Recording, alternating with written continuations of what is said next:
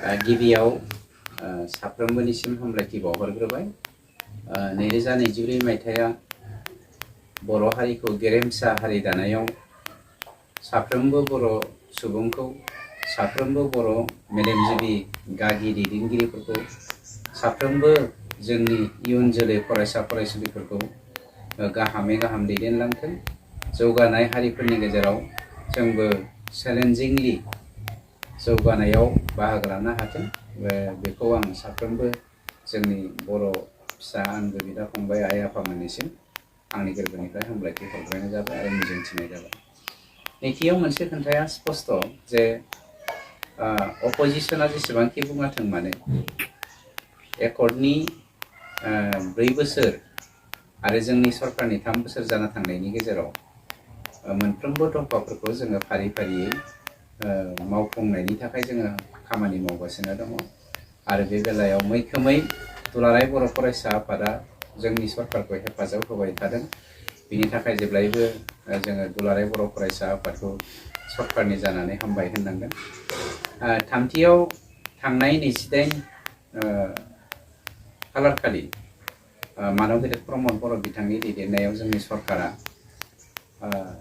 जोंनि बिटिसिआव थानाय भेन्सार कलेजफोरनि गेजेराव 6.3 जोंनि जा दफा 6.3 दफाखौ इमप्लिमेन्टेसननि जा मावजेननाय भेन्सार स्कुल कलेज हायार सेकेन्डारिफोरखौ प्रभिन्सियेलाइज खालामनायनि बेलायाव जोङो जा मावजेनबाय 10टा कलेजखौ प्रभिन्सियेलाइज खालामनायनि बेसिसआव, बेखौ लानानै जोंनि गोबां मानव गेदेर फोरोंगिरि बिथांमोन, गोरायुं बिथांमोन, थालांनाय जोंनि फरायसालिमा फरायसालि बेफोरो माखासेया गोजोननाय फोरमायदों, माखासेया थालांनायनि थाखाय दुखु फोरमायदों।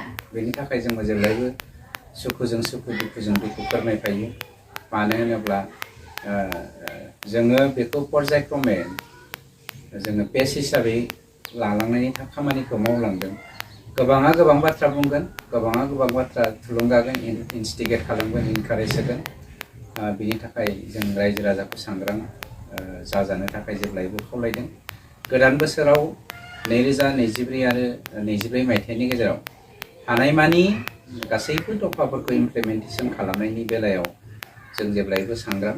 गतिके जाय बिथांमोना 10 कलेजा प्रभिन्सियेलाइज जालांबाय निट बेसिसआव, बिथांमोन कलेजनि साफ्रोमबो जोंनि स्टाफखौ, टिचिं नन टिचिं स्टाफफोरखौ जोंनिफ्राय कंग्रेचुलेसन जासिनाय जादों।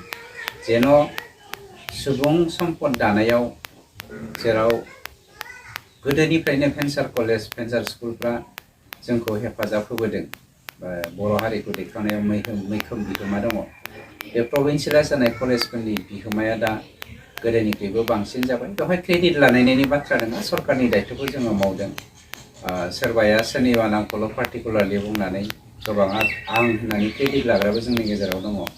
गतिके समाजखौ दैदेननायाव आं होननानै जेब्ला सोरबाया बुंगोन, बेयो प्रपारलि माने सासे पारफेक्ट लिडार जानो हाया। गतिके जों बे क्रेडिटखौ लानो नागिरा जोंनि सरकारा।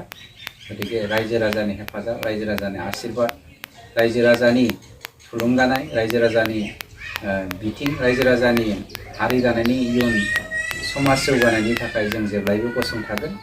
बेखौनो आंनिफ्राय नोंथांमोननि मिडियानि गेजेरजों नोंथांमोन मिडियानि साफ्रोमनोबो गोदान बोसोरनि हामलायथि होनानै बुंथिनाय थाबाय।